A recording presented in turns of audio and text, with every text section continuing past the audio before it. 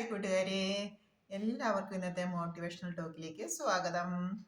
ഇത് നമുക്ക് നമ്മുടെ വിജയം നേടിത്തരുന്ന ഓരോ പ്രവർത്തിയിലും അല്ലെങ്കിൽ നമ്മുടെ ലക്ഷ്യത്തിൽ വിജയം ആരാണ് നമുക്ക് വിജയം സമ്മാനിക്കുന്നത്. അപ്പം നമ്മൾ പ്രാർത്ഥിക്കും അല്ലേ, ഈശ്വരന്മാരുടെ അല്ലെങ്കിൽ നമ്മുടെ വിശ്വാസ പ്രമാണം അനുസരിച്ച് നമ്മൾ ദൈവത്തോട് നമ്മൾ പ്രാർത്ഥിക്കും.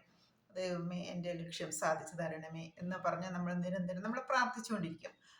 അപ്പോൾ ആ പുറമേ നിന്നുള്ള ഒരാളാണോ നമുക്ക് ഈ വിജയത്തെ നേടിത്തരുന്നത്, അതോ നമ്മൾ തന്നെയാണോ ഈ വിജയത്തെ നമ്മളിലേക്ക് എത്തിച്ചെടുക്കുന്നത്, നമ്മൾ കരസ്ഥമാക്കുകയാണോ ചെയ്യുന്നത്? അല്ലെങ്കിൽ പുറമേ നിന്ന് ആരെങ്കിലും നമുക്ക് വിജയം നമ്മുടെ കയ്യിലേക്ക് വെച്ച് തരികയാണോ, അല്ലെങ്കിൽ നമ്മുടെ ഉള്ളിലുള്ള നമ്മൾ വിജയത്തെ നമ്മളിലേക്ക് കരസ്ഥമാക്കുകയാണോ ചെയ്യുന്നതെന്ന് നമുക്ക് നോക്കാം.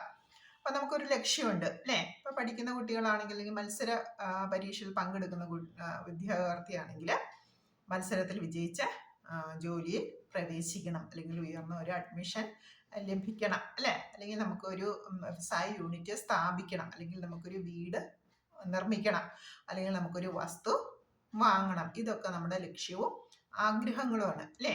പക്ഷെ നമ്മൾ വളരെ നാൾ ആഗ്രഹിച്ചിട്ടും വളരെ ഈ ലക്ഷ്യത്തോടു കൂടി വളരെ നാൾ മുന്നോട്ട് പ്രയത്നിച്ചിട്ടും നമുക്ക് ലക്ഷ്യത്തിൽ എത്തിച്ചേരാൻ സാധിക്കുന്നില്ല എങ്കിൽ അങ്ങനെയുള്ള ആളുകളോടാണ് ഞാൻ കൂടുതലായിട്ടും ഈ കാര്യങ്ങൾ പറഞ്ഞു തരുന്നത്.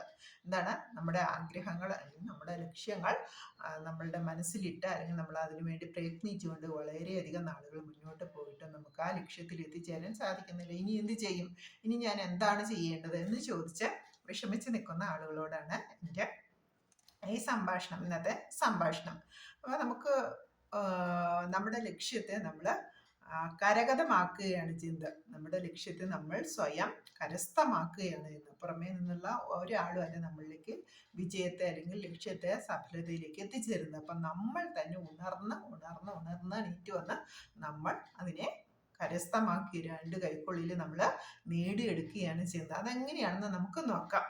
അപ്പം നമ്മൾ ഒരു ഉദാഹരണത്തിന് നമുക്കൊരു 100 മീറ്റർ ഓട്ട മത്സരത്തിൽ നമ്മൾ പങ്കെടുത്തു. എന്താണ്, 100 മീറ്റർ ഓട്ട മത്സരത്തിൽ നമ്മൾ പങ്കെടുക്കുന്നു. അപ്പം നമ്മൾ സ്റ്റാർട്ടിങ് പോയിന്റ് നമുക്കറിയാം, ഫിനിഷിംഗ് പോയിന്റ് നമുക്ക് കാണാനായിട്ട് സാധിക്കും. 100 മീറ്റർ എന്ന് പറയുമ്പോൾ നമുക്ക് വലിയൊരു ഗ്രൗണ്ടിന്റെ അറ്റം വരെ പോയി കഴിയുമ്പോഴേക്കും നമ്മൾ ഫിനിഷിംഗ് പോയിന്റിൽ എത്തിക്കഴിഞ്ഞു അല്ലേ. അപ്പം നമുക്ക് സ്റ്റാർട്ടിംഗ് പോയിന്റ് നമ്മൾ എവിടെയാണ് നിൽക്കുന്നത് നമുക്കറിയാം. ഫിനിഷിംഗ് പോയിന്റ് നമുക്ക് നമ്മുടെ നോക്കുന്ന ദൂരത്ത് തന്നെയാണ്. അപ്പം നമ്മുടെ കൂടെ ഒരു 10 15 അല്ലെങ്കിൽ ഒരു 100 പേര് മത്സരത്തിനും നിൽക്കുന്നുണ്ട്. അപ്പോൾ ഓരോരുത്തരുടെയും ലക്ഷ്യം എന്താണ്, ഒന്നാമതായിട്ട് ഞാൻ ആ ഫിനിഷിംഗ് പോയിന്റിൽ എത്തും, എന്നാണ് ഓരോ മത്സരാർത്ഥിയും അപ്പോൾ ചിന്തിച്ചുകൊണ്ടിരിക്കുന്നത്. അപ്പോൾ മറ്റു യാതൊന്നും ആ ആളുടെ മത്സരാർത്ഥിയുടെ മനസ്സിലില്ല. അവിടെ നിൽക്കുന്ന കാഴ്ചക്കാരനോ അവിടെ നിൽക്കുന്ന മറ്റ് ശ്രോതാക്കളായിട്ട്, അല്ലെങ്കിൽ നമ്മുടെ ഫിനിഷിംഗ് പോയിന്റിൽ എത്തി കഴിയുമ്പോൾ നമ്മളെ കൈയടിച്ച് പ്രോത്സാഹിപ്പിക്കാൻ നിൽക്കുന്ന ആളുകളോ അല്ലെങ്കിൽ അതിൻ്റെ സംഘാടകരോ അതിൻ്റെ കോർഡിനേറ്റർമാരോ ഒന്നും ഓരോ മത്സരാർത്ഥിയും കാണുന്നില്ല. മത്സരാർത്ഥി എന്തുമാത്രമാണ് പറയുന്നത്, ഫിനിഷിംഗ് പോയിന്റിൽ ഞാൻ എത്തിച്ചേർന്നു. അപ്പം അവൻ്റെ മനസ്സിൽ എന്താണ്, ഒന്നാമതായി ഞാൻ ഫിനിഷിംഗ് പോയിന്റിൽ എത്തിച്ചേർന്നു. ആ ചിത്രം മാത്രമേ ആ മത്സരാർത്ഥിയുടെ മനസ്സിൽ, ഓരോ മത്സരാർത്ഥിയുടെയും ഉണ്ടാകുകയുള്ളൂ. അപ്പോൾ നമുക്ക് പറയാം, നമ്മുടെ വിജയം രൂപപ്പെടുന്നത് അല്ലെങ്കിൽ നമ്മുടെ ലക്ഷ്യപൂർത്തീകരണം രൂപപ്പെടുന്നത് നമ്മൾ ഓരോരുത്തരുടെയും മനസ്സിൽ തന്നെയാണ് അല്ലേ. നമ്മുടെ ലക്ഷ്യം അല്ലെങ്കിൽ ആഗ്രഹം മുളയ്ക്കുന്നത് എവിടെയാണ്, നമ്മുടെ മനസ്സിലാണ്. നമ്മുടെ ആഗ്രഹം അല്ലെങ്കിൽ ലക്ഷ്യം രൂപീകരിക്കപ്പെടുന്നതും നമ്മുടെ മനസ്സിലാണ്. ആ ആഗ്രഹം സഫലമായി അല്ലെങ്കിൽ ആ ലക്ഷ്യം സഫലമായി എന്ന് ആദ്യമായി സന്തോഷിക്കുന്നതും നമ്മുടെ മനസ്സ് തന്നെയാണ്. അപ്പൊ ഈ മത്സരത്തിൽ സ്റ്റാർട്ടിങ് പോയിന്റിലെ ടൈമായി ആ വിസിൽ കേട്ടാൽ അവർ ഉടനെ ഓടാൻ റെഡിയായി നിൽക്കുകയാണ്. അപ്പൊ ആ സമയത്ത് അവരുടെ എല്ലാ മനസ്സിലും ഞാൻ ഫിനിഷിംഗ് പോയിന്റിൽ ഫസ്റ്റ് എത്തിച്ചേർന്ന്, ഞാൻ ഒന്നാമതായി എത്തിച്ചേർന്നു എന്നുള്ള ഒരു സന്തോഷത്തോടു കൂടിയാണ് അവൻ ആ ഓട്ട മത്സരത്തെ ആരംഭിക്കുന്നത്. വിസിൽ മുഴങ്ങി എന്താണ്, വളരെ സ്പീഡിൽ, അല്ലെങ്കിൽ ഓരോരുത്തരും എങ്ങനെയാണോ പ്രാക്ടീസ് ചെയ്ത് വെച്ചിട്ടുള്ളത് ആ ഒരു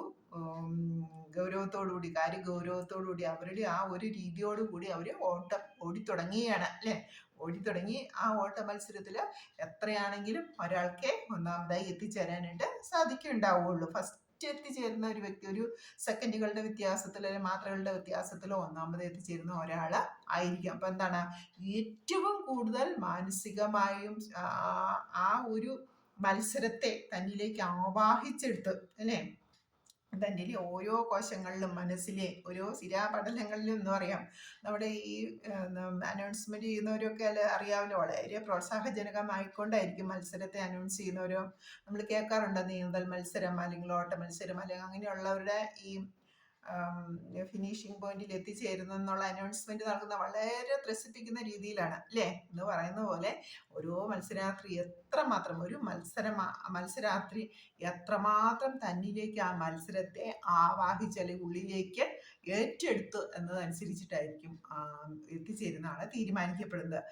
വളരെ എന്താ പറയുന്ന വളരെ ലാഘവത്തോടു കൂടി കണ്ടു എനിക്ക് ഈസി ആയിട്ട് എത്താൻ പറ്റും എന്നുള്ളവരാണെങ്കിൽ ആ ഈസി വേയിലൂടെ പോയാൽ എത്തിച്ചേരുന്ന സമയം എടുക്കുന്നത് വളരെ കൂടുതലായിരിക്കും. പക്ഷെ പൂർണ്ണമായിട്ട് ആ മത്സരത്തെ ഉൾക്കൊണ്ട് നിൽക്കുന്ന ആ വ്യക്തി മാത്രമായിരിക്കും ഏറ്റവും ആദ്യം ഒന്നാമതായി ഫിനിഷ് ചെയ്യുന്നത്. കാരണം ആ വ്യക്തിയുടെ മനസ്സിൽ വേറെ ചിന്തകളൊന്നുമില്ല, ആ ഒരു ഫിനിഷിംഗ് പോയിന്റ് മാത്രമേ ഉള്ളൂ. ആ ഗ്രൗണ്ടിൽ തന്നോട് എത്ര പേര് മത്സരിക്കുന്നുണ്ട്, എത്ര ആളുകൾ കാഴ്ചക്കാരെ വന്നിട്ടുണ്ട്, അല്ലെങ്കിൽ ഫിനിഷിംഗ് പോയിന്റ് നിൽക്കുന്ന റഫറി ആരാണ്, അല്ലെങ്കിൽ എനിക്ക് മാർക്കിടാൻ നിൽക്കുന്ന ആൾ, ഇതൊന്നും ആ വ്യക്തിയുടെ മനസ്സിൽ ഉണ്ടാവുകയില്ല. അപ്പോൾ അവര് പറഞ്ഞിരിക്കുന്ന പോയിന്റിൽ ഞാൻ എത്തിച്ചേർന്നു. അപ്പോൾ ആ ആളുടെ ഓരോ മൈൻഡിന്റെ ഓരോ അല്ലെങ്കിൽ മനസ്സിന്റെ ഓരോ കോണിലും നിറഞ്ഞു ഫിനിഷിംഗ് പോയിന്റ് എന്ന് മാത്രമേ ഉള്ളൂ.